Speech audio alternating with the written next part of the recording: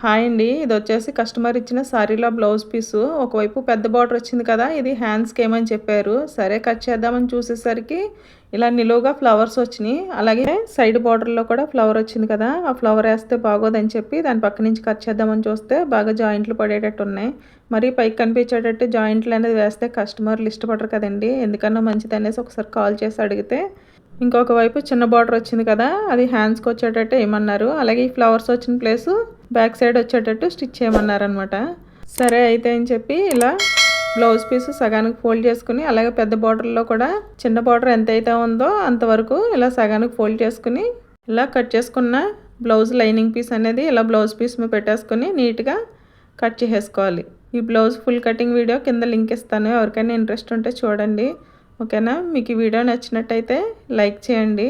అలాగే మన ఛానల్ కొత్తగా చూస్తున్నట్టయితే సబ్స్క్రైబ్ చేసుకోండి. Thank you for watching.